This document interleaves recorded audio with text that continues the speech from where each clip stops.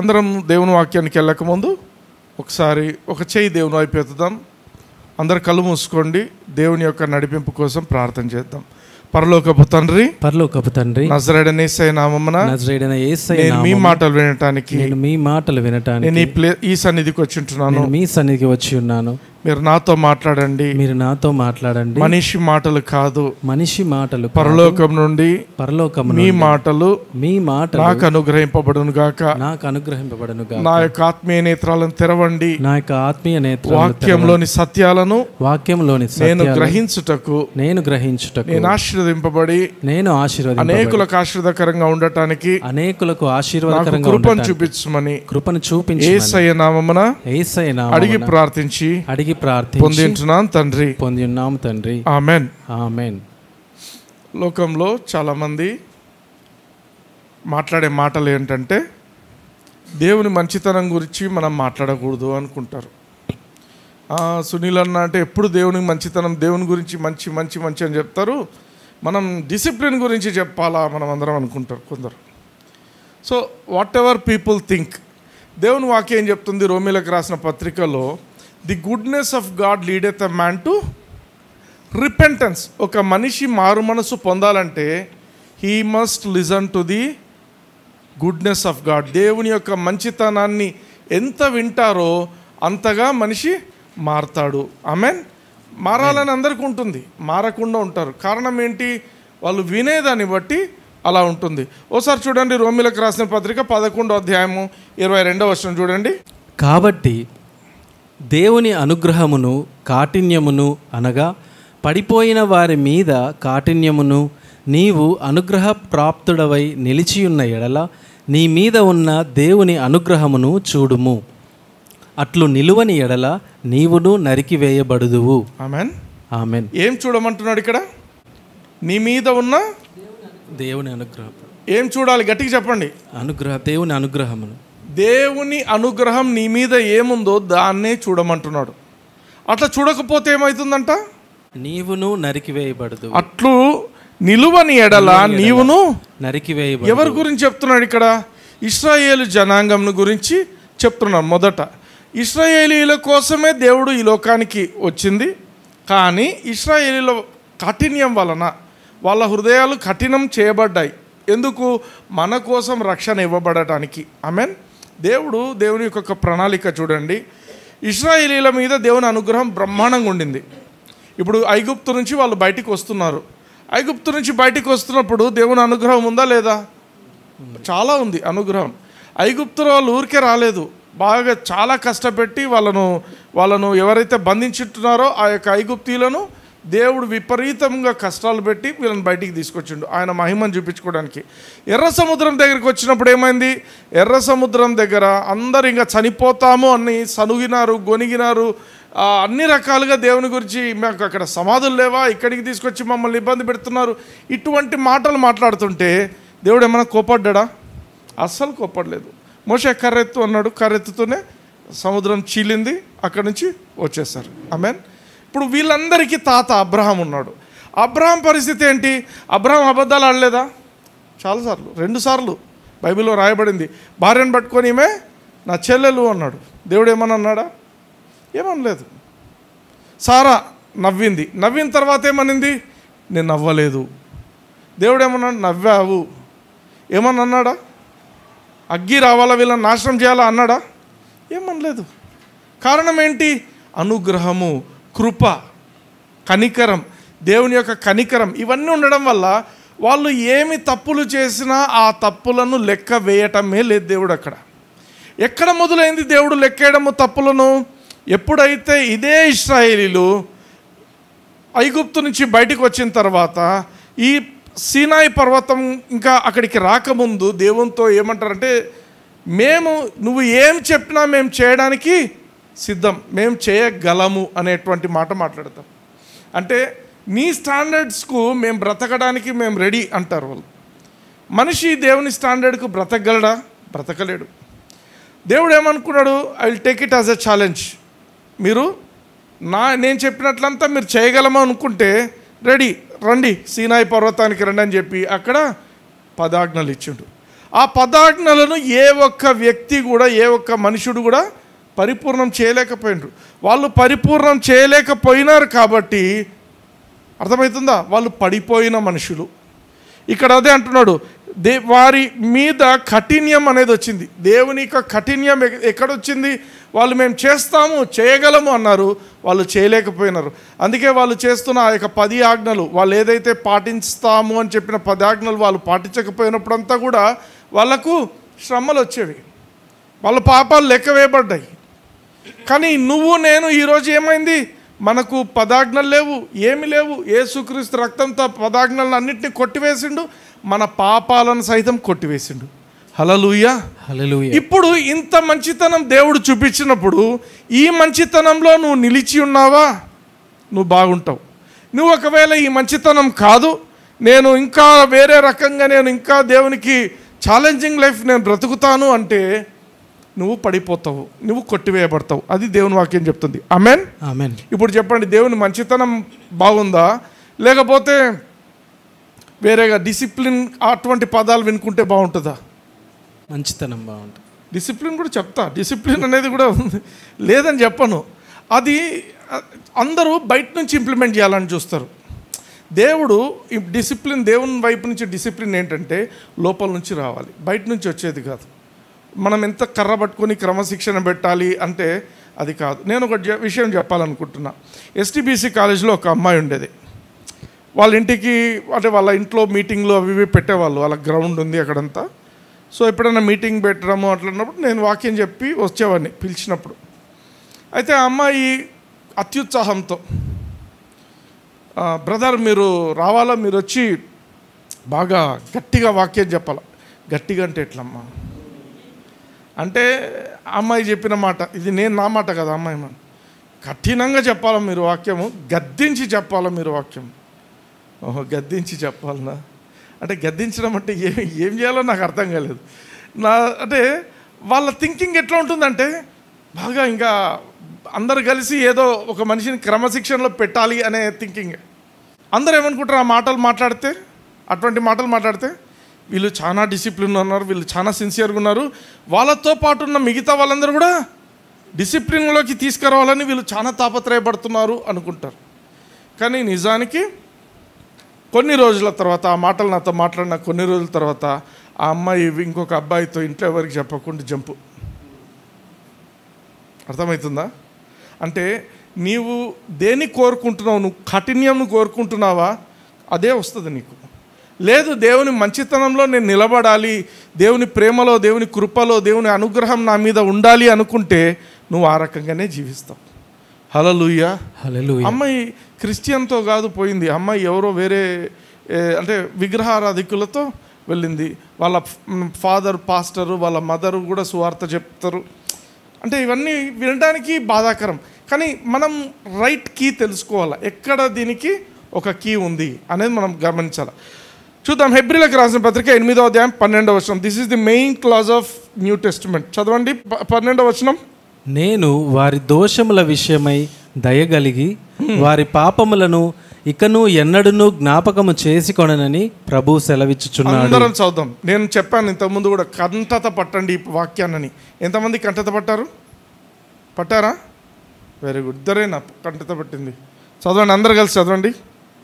నేను వారి దోషముల విషయమై దయగలిగి వారి పాపములను ఇకను ఎన్నడూను జ్ఞాపకము చేసుకొననని ప్రభువు సెలవిచ్చుచున్నాడు. ఎవరు సెలవిస్తున్నారు? ప్రభువు సెలవిస్తున్నాడు. నేను వారి దోషములను, దోషముల విషయమై దయగలిగి ఉంటాను. ఇంగ్లీష్లో ఏమంటాడంటే అన్రైచియస్నెస్కు దేవుడు ఏం చేస్తాడంటే హీల్ బి మర్సిఫుల్, కనికరం చూపిస్తాడంట. వీడు చాలా అవినీతిపరుడు. అవినీతిపరుడు అంటే ఎదుటోనికి ఏమవుతుంది? కోపం వస్తుంది కదా. ఎవరు అవినీతి చేస్తున్నారు అంటే ఎదుటి వ్యక్తికి ఏమవుతుంది? ఆటోమేటిక్ కోపం వస్తుంది. చక్కగా లేడు, నేనేమో చేయాలా. కానీ దేవుడు ఏమంటున్నాడంటే నీ యొక్క అవినీతి క్రియలను బట్టి ఆయన దయ చూపిస్తాడంట, కనికరం చూపిస్తాడంట. హల్లెలూయా, దిస్ ఇస్ న్యూ టెస్టిమెంట్. ఆయన చేసేదానికి మనం ఎందుకు అడ్డం పోవాలా? నీ పాపములను, నీ అతిక్రమ క్రియలను ఇక ఎన్నడూ కూడా జ్ఞాపకం చేసుకో. నేను జ్ఞాపకం చేసుకుంటే చేసుకోను. కొందరు అనొచ్చు, బ్రదర్ మీరు మరి ఇట్లా చెప్తే అందరం మన పాపాలన్నీ క్షమించబడ్డాయంటే పోయి మళ్ళీ పాపం చేస్తారు కదా. అట్లాంటి వాళ్ళు కూడా ఉన్నారు, అట్లా మాట్లాడేవాళ్ళు. కానీ నేను నిజంగా కృపను పొందినవాడు పాపం చేయడానికి పరిగెత్తుతాడు అని మాత్రం నేను అనుకోను. అటువంటి వాళ్ళని నేను చూడలేదు. ఎందుకంటే కృప అనేది పాపం చేయడానికి లైసెన్స్ కాదు. కృప అనేది నువ్వు పాపం చేయకుండా ఉండటానికి దేవుడి నుంచి నీకు వచ్చిన శక్తి. హల్లెలూయా, హల్లెలూయా. నువ్వు కృపను పొందావంటే పాపం చేయవు. కృప లేనివాడే పాపం చేస్తాడు. ఆమేన్. దేవుని నుంచి దయను పోగొట్టుకున్నవాడే పాపంలో ఉంటాడు, వ్యభిచారంలో ఉంటాడు. దేవుని నుంచి కృపను పోగొట్టుకున్నవాడే లోకంలో ఉన్న అన్ని చెడ్డ విషయాల్లో జీవిస్తాడు. నువ్వు నిజంగా కృపను పొందిన వ్యక్తివైతే నువ్వు పాపానికి దూరంగా జీవిస్తావు. హల్లెలూయా, హల్లెలూయా. ఆమేన్. చాలామంది దేవుని వదిలిపెట్టి పోవడానికి గల కారణం ఏంటంటే వాళ్ళు పాపులు కాదు, వాళ్ళు చాలా సిన్సియరే. కానీ వారికి సరైనటువంటి టీచింగ్ లేక ఆ సిన్సియరిటీతో వాళ్ళకి ఇవ్వబడినటువంటి ఆ బైబిల్లో ఇవ్వబడిన ఆ 10 ఆజ్ఞలు కానీ ఇంకేవైనా కూడా మేము ఖచ్చితంగా చేయాలా అని చేసే దాంట్లో వాళ్ళు మిస్ అవ్వడం వల్ల మిస్ అవుతూ ఇంకా ఇది మేము చేయలేము, ఇంకా ఇది మాకు కాదు అని చెప్పి వదిలేసి వెనక్కి వెళ్ళిన వాళ్ళు చాలామంది ఉన్నారు. కారణం వాళ్ళు పాపులు కాదు, వాళ్ళు సిన్సియరే. వాళ్ళకి తెలియని విషయం ఏంటంటే మేము క్షమింపబడ్డాము అనే విషయము వారికి తెలియకుండా హిపోక్రెట్స్ మేము అనుకుంటారు. హిపోక్రెట్స్ అంటే వేషధారులం, చర్చికి పోతున్నాము ఇంకా ఈ తప్పులు చేస్తున్నాం, చీచి మేము వేషధారులము, ఇటువంటి జీవితం కంటే దేవుడే మాకొద్దు అని వెళ్ళిపోయిన వాళ్ళు చాలామంది ఉంటున్నారు. వాళ్ళు సిన్సియరే. కానీ సత్యం మనం తెలుసుకుందాం. మనకెప్పుడైతే ఈ యొక్క దేవుని యొక్క కృప వల్ల మనం క్షమింపబడ్డాం అనేది మనకు అర్థమవుతుందో మనము మన జీవితంలో పాపము అనేది మన మీద పని చేయకుండా ఉంటుంది. ఆమేన్, ఆమేన్. అంటే పాపానికి మనిషి మీద ఉన్న శక్తి ఎప్పుడు నాశనం అవుతుంది అంటే ఏ వ్యక్తికైతే నేను సంపూర్ణంగా క్షమించబడ్డాను అనే జ్ఞానం ఏ వ్యక్తికైతే ఉంటుందో, ఎవరికైతే కాన్షియస్గా తెలుస్తుందో వాళ్ళు ఏ రోజు కూడా ఇంకా పాపం చేయరు. ఎందుకంటే వారికి క్షమించబడ్డాము అనే ఆలోచన వాళ్ళకి ఆల్రెడీ ఉంటుంది కాబట్టి. హల్లెలూయా, హల్లెలూయా. ఒకసారి చూద్దాం, వాక్యం నుంచి చూద్దాం. లూకా సువార్త 7వ అధ్యాయం 36 నుంచి 37 వచనాలు ఒకటొకటి చదువుదాం. పరిసయ్యులలో ఒకడు తనతో కూడా భోజనము చేయవలెనని ఆయనను అడిగెను. ఆయన ఆ పరిసయ్యుని ఇంటికి వెళ్ళి భోజన పంక్తిని కూర్చుండగా ఆ ఊరిలో ఉన్న పాపాత్మురాలైన యొక్క స్త్రీ యేసు పరిసయ్యుని ఇంట భోజనమునకు కూర్చున్నాడని తెలుసుకొని యొక్క బుడ్డిలో అత్తరు తీసుకొని వచ్చి చాలు ఇక్కడ ఆదాం. ఈ ఊరిలో ఒక వెరీ ఫేమస్ అనొచ్చు, నోటోరియస్ అనొచ్చు, నెగటివ్ థింగ్స్ కాబట్టి నోటోరియస్. ఈమె చాలా చెడ్డ పేరు సంపాదించుకుంది. ఈమెను చూస్తూనే జనాలు పాపాత్మురాలైన ఒక స్త్రీ, ఆమెకి ఇవ్వబడిన పేరు పాపాత్మురాలైన స్త్రీ. ఆమె పాపం చేసి డబ్బులు సంపాదిస్తుంది, ఆమె వ్యభిచారం చేస్తూ డబ్బులు సంపాదిస్తుంది. ఇంగ్లీష్లో ఏమంటుందంటే లాస్ట్లో she brought an Alabaster box of ointment. Box of ointment. ఇక్కడ బ్రాట్ అంటే ఎక్కడి నుంచి తీసుకురావాలి? ఆమె ఒక అత్తరు బుడ్డి తీసుకొచ్చింది, చాలా ఖరీదైన అత్తరు బుడ్డి తీసుకొచ్చింది. ఆ అత్తరు బుడ్డి తీసుకురావడానికి డబ్బులు ఎక్కడివి? త్వరగా పాపం నుంచి, పాపపు డబ్బులే. అర్థమవుతుందా? ఆమె చేస్తున్న వృత్తి, ఆమె ఒక వ్యభిచారిణిగా ఉండి ఆమె సంపాదిస్తున్న డబ్బుల నుంచి, ఆ పాపపు డబ్బు నుంచే ఆమె ఒక అత్తరు బుడ్డి తీసుకొచ్చింది. నాకు తెలిసి అవి ఇంకా లాస్ట్ మిగిలిన డబ్బులు ఉండొచ్చు ఆమె దగ్గర. ఆ అత్తరు బుడ్డిని తీసుకొని యేసు ప్రభు దగ్గరకు వచ్చింది. 38వ వచనం చూడండి. వెనక తట్టు ఆయన పాదముల యొద్ద నిలువబడి ఏడ్చుచు కన్నీళ్లతో ఆయన పాదములను తడిపి తన తల వెండ్రుకలతో తుడిచి ఆయన పాదములను ముద్దు పెట్టుకొని ఆ అత్తరు వాటికి పూసెను. హల్లెలూయా, హల్లెలూయా. యేసు ప్రభు ముందుకు రాలేదు.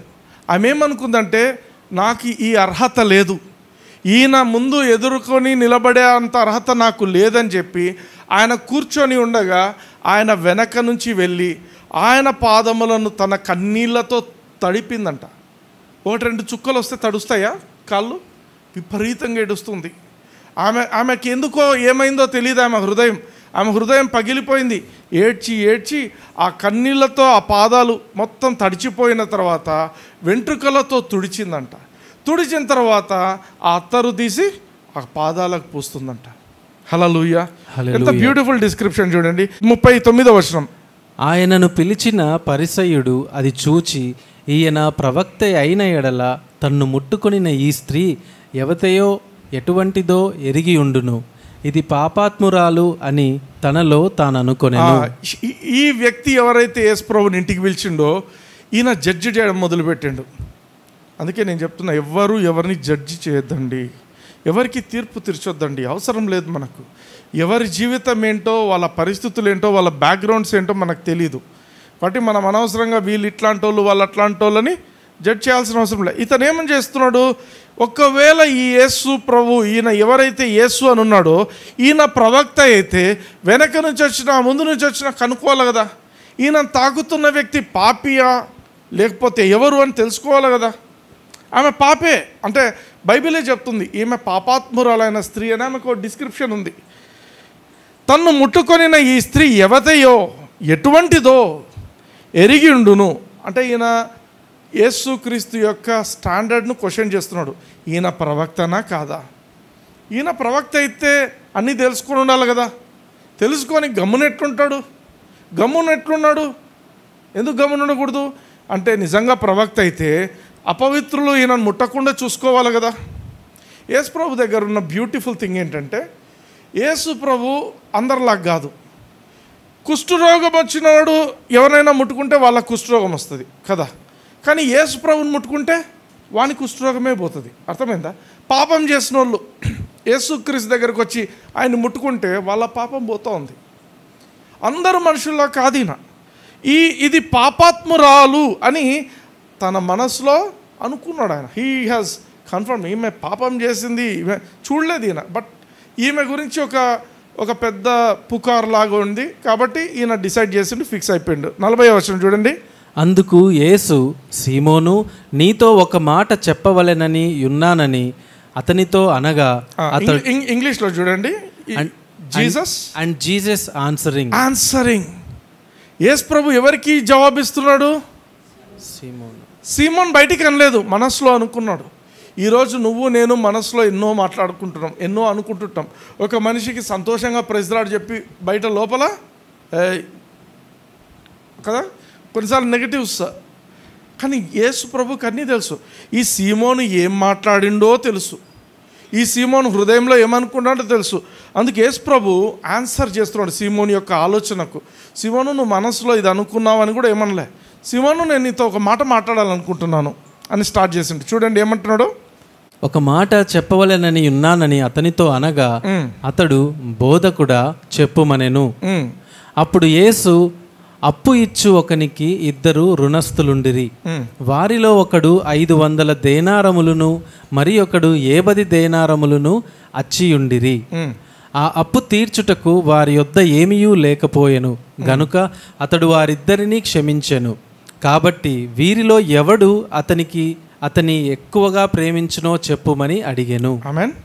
ఇద్దరున్నారు. ఒకరు ఏమో 50 దేనారాలు అప్పు తీసుకున్నాడు, ఇంకొకడు 500 దేనారాలు అప్పు తీసుకున్నాడు. ఇద్దరి దగ్గర ఏమీ లేవు కాబట్టి ఇద్దరిని సరే మాఫ్ చేసేసిండు. ఎవరైతే అప్పు ఇచ్చినాడో మాఫ్ చేసిండంట. యేసు ప్రభు క్వశ్చన్ చూడండి, ఈ ఇద్దరిలో ఎవరు ఎక్కువ ప్రేమిస్తున్నారు ఆ వ్యక్తిని? ఎవరైతే అప్పిచ్చినాడో అతను ఎవరు ప్రేమిస్తున్నారు అని అడిగిండు. అడిగితే 43వ వచనం చూడండి.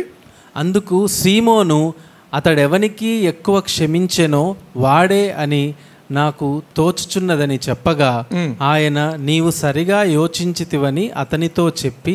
చాలు. ఈయన జడ్జిమెంట్ ఇక్కడ బాగుంది చూడండి. మళ్ళీ ఎవరు ఎక్కువ ప్రేమిస్తున్నారు అంటే, ఎవరికైతే ఆయన ఎక్కువ అప్పు క్షమించిండో అతనే ప్రేమిస్తాడు అని నాకు తోచుచున్నది. కామన్ సెన్స్ ఉంది మనిషికి. కానీ చూడండి 44వ వచనం చూడండి.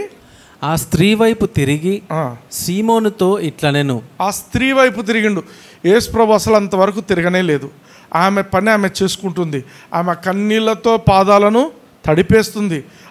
ఆమె జుట్టుతో ఆ యొక్క పాదాలను తుడుస్తుంది. అత్తరు బుడ్డి తీసుకొని ఆ యొక్క అత్తరు పూస్తుంది.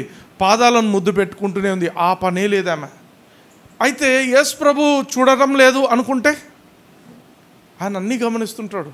చాలాసార్లు అనుకుంటాం, నేను ఇంత పని చేస్తున్నాను దేవునికి, నేను ఇంత చేస్తున్నాను, దేవుడు నన్ను చూడటం లేదు, నేను ఇంత ఇస్తున్నా, నేను ఇంత చేస్తున్నా. ఆయనకు అన్నీ తెలుసు, ఏ టైంలో చూడాలో ఆయన చూస్తాడు. హల్లెలూయా. ఇక్కడ చూడండి ఏమంటున్నాడు, ఆ స్త్రీ వైపు తిరిగిండు. అంటే ఆ స్త్రీ వైపు తిరిగిండు. బాగా గమనించండి, యేసుక్రీస్తు దృష్టి ఇప్పుడు ఆమె మీద పడింది. హల్లెలూయా. అంతవరకు పడలేదు, ఆమె వెనక్కి ఉంది, ఆమెకు అర్హత లేదు. అర్హత లేకపోయినా ఆయనే వెనక్కి తిరిగి ఆమెను చూస్తున్నాడు. ఆమెన్. నిన్ను నన్ను చూస్తున్న దేవుడు ఆయన. ఆమెన్. చూద్దాం. ఆ స్త్రీ వైపు తిరిగి సీమోనుతో ఇట్లా, నేను ఈ స్త్రీని చూచుచున్నానే, నేను నీ ఇంటిలోనికి రాగా నీవు నా పాదములకు నీళ్ళియలేదు గాని ఈమె తన కన్నీళ్లతో నా పాదములను తడిపి తన తల వెంట్రుకలతో తుడిచెను. నీవు నన్ను ముద్దు పెట్టుకొనలేదు గాని నేను లోపలికి వచ్చినప్పటి నుండి ఈమె నా పాదములు ముద్దు పెట్టుకొనుట మానలేదు. నీవు నూనెతో నా తల అంటలేదు గాని ఈమె నా పాదములకు అత్తరు పూసెను. ఆమె విస్తారముగా ప్రేమించెను గనుక ఆమె యొక్క విస్తార పాపములు క్షమింపబడినని నీతో చెప్పుచున్నాను. ఎవనికి కొంచెముగా క్షమింపబడునో వాడు కొంచెముగా ప్రేమించునని చెప్పి. ఆమేన్. ఆమేన్. అర్థమైందా? అందరికీ అర్థమైందా? యేసు ప్రభు చెప్పిన మాట ఏంటి? ఎవరికైతే తక్కువగా క్షమింపబడునో వాడు తక్కువ ప్రేమిస్తాడు, ఎవరికైతే ఎక్కువగా క్షమింపబడునో వాడు ఎక్కువగా ప్రేమిస్తాడు. అంతేనా? తక్కువగా క్షమించబడిన వాళ్ళు ఎవరైనా ఉన్నారా? నాకు తెలిసి అట్లాంటి వాళ్ళు ఉండరు. ఎందుకంటే అందరూ ఎక్కువనే తప్పులు చేసి అందరూ ఎక్కువగానే క్షమింపబడ్డారు. లేకపోతే ఇంకో రకంగా అనొచ్చు, నేను తక్కువ పాపాలు చేసినాను, నాకు వాళ్ళకంటే నేను బెటర్ అనుకుంటూ స్వనీతి పరులు ఉంటారు చూడండి, వాళ్ళు తక్కువ ప్రేమిస్తారు దేవుణ్ణి. అర్థమైందా? అంటే స్వనీతి, వాళ్ళ నీతి మీద, వాళ్ళ క్రమశిక్షణ మీద ఆధారపడి నేను చాలా డిసిప్లిన్డ్ లైఫ్ అనుకునేటువంటి వాళ్ళు దేవుని చాలా తక్కువ ప్రేమిస్తారు. ఆమేన్. ఆమేన్. అందుకే మనము రియలైజ్ చేయాలి. మనం రియలైజ్ ఏమంటాం? మనం గ్రహించాలి. దేవుడు నన్ను ఎంత క్షమించిండు అనే విషయము మనకు ఎప్పుడైతే గ్రహింపు కలుగుతుందో అప్పుడే మనం దేవుణ్ణి ప్రేమిస్తాం. దేవుణ్ణి ఒక మనిషి ప్రేమించటం లేదు అంటే దానికి గల కారణం ఏంటంటే వాడికి నేను క్షమింపబడ్డాను అనే గ్రహింపు ఆ వ్యక్తికి లేదు. హల్లెలూయా. హల్లెలూయా. ఇప్పుడు పాప క్షమాపణ పొందిన వ్యక్తి, నేను క్షమింపబడ్డాను అని అర్థం చేసుకున్న వ్యక్తి పోయి దేవునికి వ్యతిరేకంగా పాపం చేస్తాడా? లేదు. ఫర్గివ్నెస్ అనేది it will never lead you to a sinful life. నువ్వు నిజంగా దేవుని చేత క్షమింపబడ్డావు అనే గ్రహింపు నీకుంటే దేవునికి మహిమకరమైన జీవితము నువ్వు జీవిస్తావు. హల్లెలూయా. హల్లెలూయా. ఒకసారి ఆలోచిద్దాం. ఆ స్త్రీ బాగా పాపం బాధపడి కన్నీళ్లు కార్చి యేసు ప్రభువును ముద్దులు పెట్టుకొని ఆ యొక్క ఏమంటారు ఆ అత్తరు పూసి అన్నీ చేసింది. చేసిన తర్వాత యేసు ప్రభు ఆమె వైపు తిరిగి, అమ్మా నీ పాపాలు క్షమించబడ్డాయి అన్నాడు. అక్కడ ఆమె బయటికి పోయి, అయ్యి నా పాపాలు క్షమించబడ్డాయంట, ఇంకా నేను పోయి మళ్ళీ పాపం చేయొచ్చు అనుకుంటుందా? మీరు అట్లా అనుకుంటున్నారా? ఎవరైనా అనిపిస్తుందా? ఈమెపై మళ్ళీ మొత్తం మళ్ళీ ఇంకొక వ్యభిచార గృహం ఓపెన్ చేసి స్టార్ట్ చేస్తుంది అనుకుంటారా? లేదు, నేనైతే అనుకోను. ఎందుకంటే యేసుక్రీస్తు చెప్పిన మాట, అమ్మా నీ పాపాలు క్షమించబడ్డాయనే మాట ఆమెను చాలా బలపరిచుంటుంది. ఆమెను ఎంతగా బలపరిచిందంటే ఇంకోసారి ఆ వైపు నేను పోకూడదు అని దేవుని మహిమకరంగా జీవించాలని ఆమె అనుకుంటుంది. ఆమేన్. ఆమేన్. అందుకే మనందరం కూడా పాపాలు చేసిన వ్యక్తులమే. మనమందరం కూడా 10 ఆజ్ఞలను తొక్కేసినాం. అందరం పాడు చేసిన వ్యక్తులమే. కొందరు అనొచ్చు, బ్రదర్ నేను చాలా డిసిప్లిన్డ్గా ఉంటిని. 2 విషయాలు చూద్దాం. మత్తయి సువార్త 5వ అధ్యాయం 22వ వచనం, 21, 22 చూద్దాం. నరహత్య చేయవద్దు, నరహత్య చేయువాడు విమర్శకు లోనగునని పూర్వీకులతో చెప్పబడిన మాట మీరు విన్నారు గదా. నేను మీతో చెప్పున్నది ఏమనగా, తన సహోదరుని మీద కోపపడు విమర్శకు లోనగును. తన సహోదరుని మీద కోపపడువాడు. ఎన్నిసార్లు కోపపడి ఉండరు? మీ సహోదరుల మీద ఎన్నిసార్లు కోప్పడి ఉండరు? అవునా? సహోదరు మీద కోప్పడితే ఏమవుతుందంట? విమర్శకు లోనగును. తన సహోదరుని చూచి వ్యర్థుడా అని చెప్పువాడు మహాసభకు లోనగును. వీడు ఒక వేస్ట్ ఫెలో అని చెప్పాడు అనుకోండి, ఏమంట? మహాసభకు లోనవుతారు. ద్రోహి అని చెప్పువాడు నరకాగ్నికి లోనగును. అంటే ఎవరైనా అనవసరంగా మీ యొక్క సహోదరుల మీద మీరు కోపం పెట్టుకున్నట్టయితే, ఎవరి మీదైనా లోపల ద్వేషం పెట్టుకున్నట్టయితే, ఇంగ్లీష్లో చదువుతారా పదం? Whosoever is angry with his brother without a cause high, మీరు కనిపించవచ్చు. ఇక్కడ పాయింట్ దొరికింది మాకు అనుకుంటారు కొందరు. అంటే కారణం లేకుండా ఎందుకు కోపం వస్తుంది? మాకు కారణం లేకుండా కూడా కోపం వస్తుంది. ఎప్పుడు తెలుసా?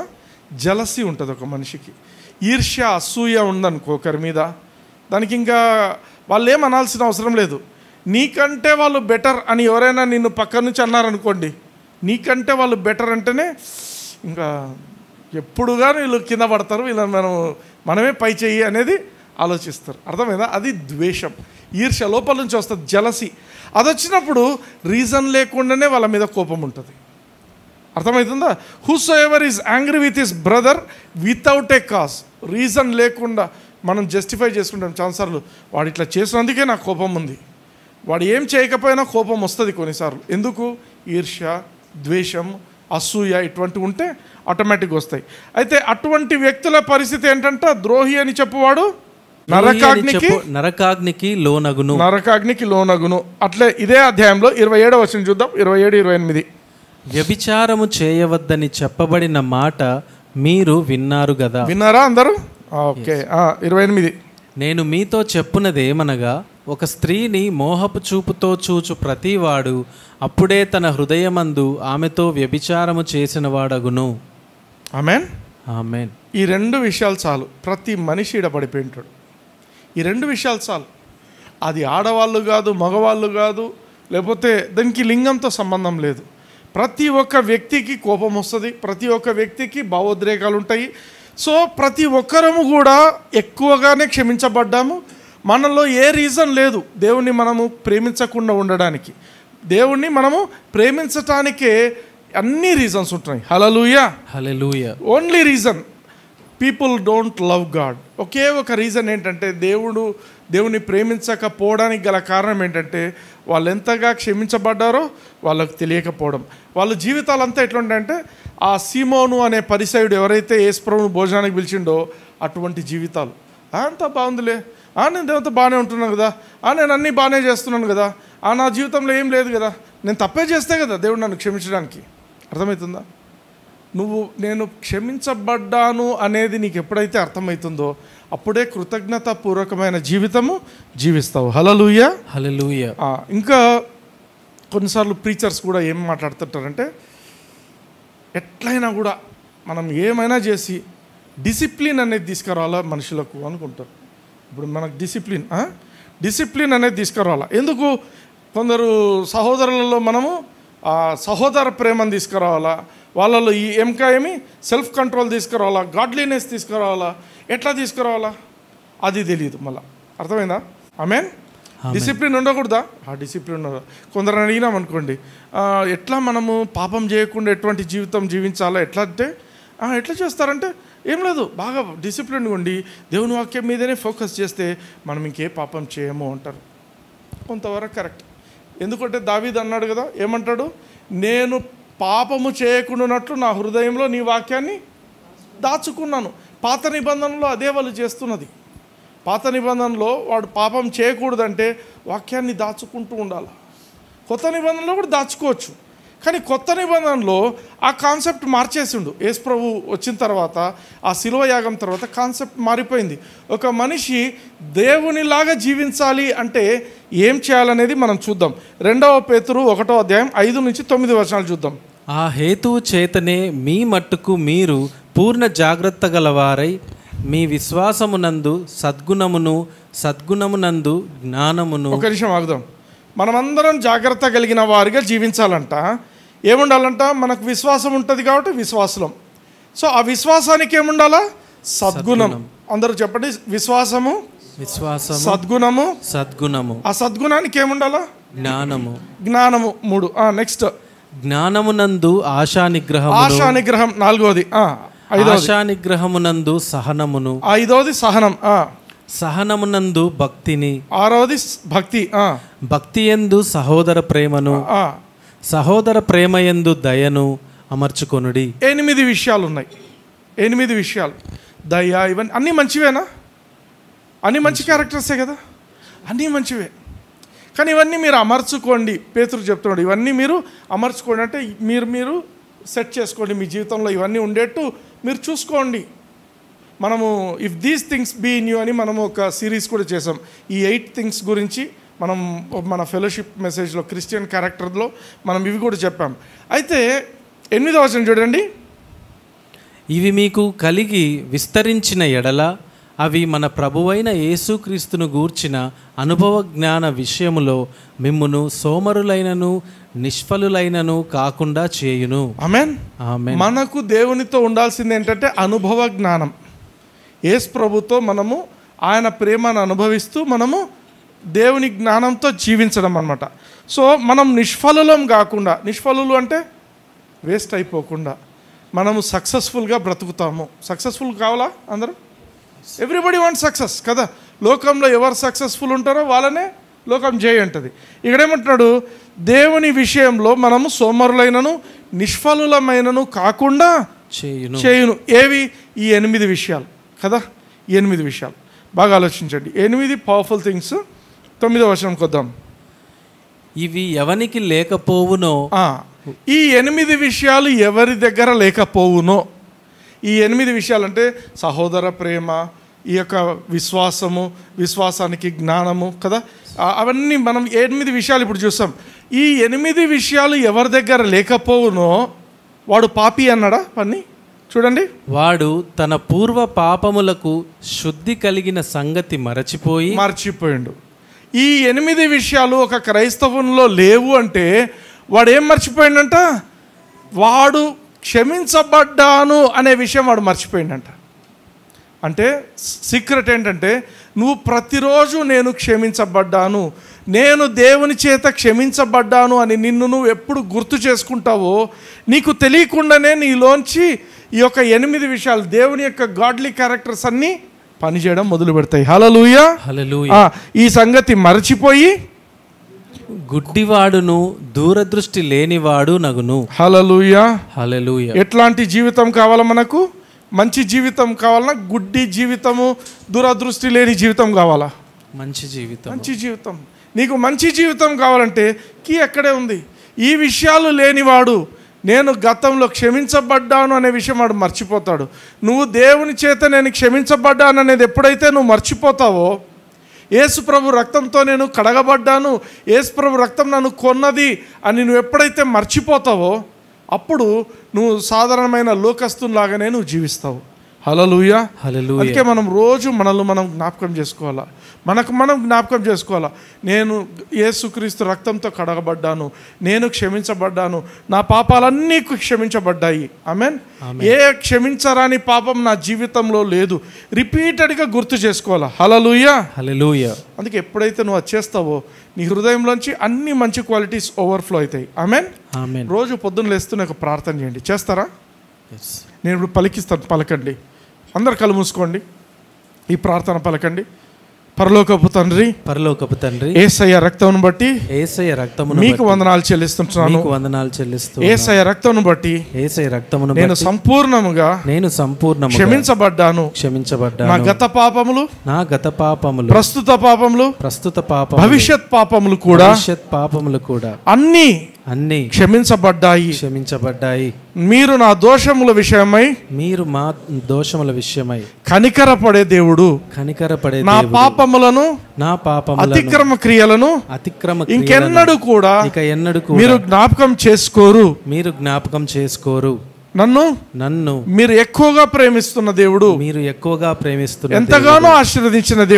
ఎంతగానో ఆశీర్వదించిన దేవుడు, మీ కృపను బట్టి మీకు వందనాలు చెల్లిస్తూ యేసు నామమున ఆమేన్. ఆమేన్. ఈ ప్రార్థన ఇప్పుడు నేను చెప్పిన మాటలు ప్రతిరోజు పొద్దున్నే ప్రార్థన చేయండి. మధ్యలో గుర్తొచ్చినప్పుడంతా ఈ ప్రార్థన ప్రకటిస్తుండండి. పాపము మీ మీద పని చేయదు. హల్లెలూయా, హల్లెలూయా. పాపం ఎట్లా పని చేయదు? ఎప్పుడైతే నువ్వు గుర్తు చేసుకుంటుండాలా. You should be conscious. There is something which is called law of consciousness. బైబిల్లో లా ఆఫ్ కాన్షియస్నెస్ ఉంది.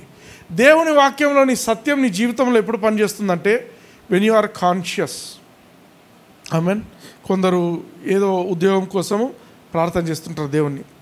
దేవుడు ఇచ్చిన దేవుడు అని మనం గుర్తు చేస్తాం కదా. బైబిల్లో చదివినప్పుడు దేవుడు అన్నీ ఇవ్వగలిగిన దేవుడు, సర్వము ఆయనకు సాధ్యమే, అసాధ్యమైంది లేదు అంతే. అది విన్న తర్వాత వదిలేస్తారు, ఇంకా మర్చిపోయింటారు. కానీ అదే రిపీటెడ్గా గుర్తు చేసుకుంటున్నాను అనుకోండి, నా దేవుడు నాకు ఇవ్వడానికి సమర్థుడు, నా దేవుడు నాకు ఉద్యోగం ఇవ్వడానికి సమర్థుడు, నా దేవుడు ఇది చేయడానికి సమర్థుడు. నువ్వు కాన్షియస్గా నువ్వు ఎప్పుడైతే అది పలుకుతూ నమ్ముతూ ఉంటావో అది ఆటోమేటిక్గా నీకు జరిగిపోతుంది. Hallelujah. That is the law of consciousness. అదేవిధంగా నేను క్షమింపబడ్డాను, నా పాస్ట్, ప్రజెంట్, ఫ్యూచర్ అంతా కూడా యేసు ప్రభు పే చేసేసి అయిపోయింది. నువ్వు ఎప్పుడు నమ్ముతూ పలుకుతూ ఉంటావో your life will never be the same again. Trust me, నేను నేర్చుకున్నదే మీకు నేర్పిస్తున్నాను. Hallelujah. Hallelujah. The secret behind every godly man, దేవుని రకంగా జీవించే ఒక వ్యక్తి ఎవరైనా ఉన్నారు అంటే వాళ్ళు చేసే పని ఏంటి తెలుసా? వాళ్ళు నమ్ముతారు, నా దేవుడు కనికరపడే దేవుడు అంటే ఆయన కనికరపడే దేవుడే. ఆయన నా పాపంలను, దోష విషయములను ఇంకెప్పుడు జ్ఞాపకం చేసుకోడంటే ఆయన జ్ఞాపకం చేసుకోడు. అర్థమైందా? Repeatedly they believe in the forgiveness. ఈ దేవుడు నన్ను క్షమించిండు, ఆయన నా మీద కనికరం చూపిస్తున్న దేవుడని వాళ్ళు రిపీటెడ్గా గుర్తు చేసుకుంటుంటారు. ఒకవేళ తప్పు మాట్లాడినా, తప్పు చేసినా, తప్పుడు ఆలోచన వాళ్ళకు వచ్చినా, వాళ్ళు ఎప్పుడు కాన్షియస్గా ఉండేది ఏంటి? తప్పు చేసినంత మాత్రం అయిపోయిందని కాదు. వెంటనే వాళ్ళు చేసేది, నా పాపాలన్నీ క్షమించినావు తండ్రి, నీకు స్తోత్రం. నేను పాపం చేసినాను ప్రభా, నన్ను క్షమించు ప్రభా, నన్ను జ్ఞాపకం చేసుకో ప్రభా. అది ఉండదు వాళ్ళకు. వాళ్ళు చేసేదంతా ఏంటి? ప్రభా నన్ను క్షమించినావు నాయనా, నీకు స్తోత్రం, నన్ను క్షమించినావు నాయనా, నీకు స్తోత్రం. ఆ మాటలు చెప్పి వాళ్ళు ముందుకు వెళ్ళిపోతుంటారు. Hallelujah. That is godly person. దేవుని మనిషి ఎవరంటే, దేవుడు వాక్యంలో ఏదైనా చెప్పిండంటే అది ఖచ్చితంగా నమ్ముతారు వాళ్ళు. మేము ఇది చేస్తాం, దేవుడు ఏమని చెప్పిండు? మీ వారి దోషముల విషయమై నేను కనికరపడతాను, వారి పాపములను, అతిక్రమ క్రియలను నేను ఇంకెన్నడూ కూడా జ్ఞాపకం చేసుకోనంటే ఇంకా చేసుకోడు. అది నువ్వు నమ్మాల. హల్లెలూయా. నువ్వు నమ్మి నీ జీవితంలో అదే ప్రకటిస్తుండాల, అదే పలుకుతుండాల. హల్లెలూయా. హల్లెలూయా. నిన్ను నువ్వు ఎప్పుడు చూసుకుంటుండు, యేసు ప్రభు రక్తం నన్ను కడుగుతున్నది, always the blood of Jesus is washing me, కడుగుతూనే ఉన్నది నన్ను అని నువ్వు ఎప్పుడు కాన్షియస్గా, యేసు నన్ను క్షమించిండు, ఆయనను బట్టి నేను క్షమింపబడ్డాను, ఆయన శిలువ యాగమును బట్టి నాలో ఇంకా ఏ పాపము లేదు అని పలుకుతూ ఉండు నీ జీవితంలో. హల్లెలూయా. హల్లెలూయా. You'll be blessed. Amen. Amen. I want to listen to the testimonies. ఈ రోజు చెప్తున్నాను కదా, ఇది 1 వీక్ ట్రై చేసి చూడండి. 1 వీక్ ట్రై చేసి చూడండి. ఐ విల్ టెల్ యూ ట్రమెండస్గా మీకు తప్పు పాపం చేయాలనే టెంప్టేషన్ కూడా నీ దగ్గరికి రాదు. వాడంతా తీసుకొని రావాలని you will become inert to temptation. నాకు అవసరం లేదు, దేవుడు నన్ను క్షమించుండు, దేవునితో కలిసి నడవాలి అనే ఆలోచన నీ జీవితంలో వస్తుంది. Hallelujah. Hallelujah. Are you blessed? yes. కళ్ళు మూసుకోండి, నాతో పాటు ఏకీభవించండి. ప్రార్థిస్తుండగా నాతో పాటు పలకండి. పరలోకపు తండ్రి, యేసుక్రీస్తు నామమున మీ మాటలను బట్టి మీకు వందనాలు చెల్లిస్తున్నాను. నా జీవితంలో మీరు చూపించిన ఈ కృపలో నేను నడవటానికి మీరు ఇస్తున్న ఈ వాక్యం బట్టి మీకు వందనాలు చెల్లిస్తున్నాను. నాకు మీ మంచితనమే కావాలి, నాకు మీ కాఠిన్యం వద్దు తండ్రి, మాకు మీ మంచితనంలో నేను జీవించాలని నేను కోరుకుంటున్నాను. ఈ రోజు నుంచి యేసయ్య రక్తమును బట్టి ప్రతిరోజు నేను మీకు కృతజ్ఞతాస్తుతులు చెల్లిస్తాను. పాపము అనే దానికి నా జీవితంలో ఎటువంటి అధికారం లేదని యేసుక్రీస్తు నామమున నేను ప్రకటిస్తున్నాను. తండ్రి అయిన దేవా, ఈ కృపను బట్టి మీకు వందనాలు చెల్లిస్తున్నాను. యేసు నామమున. ఆమేన్. హల్లెలూయా. Are you blessed? Yes. Praise the Lord. Glory to Jesus.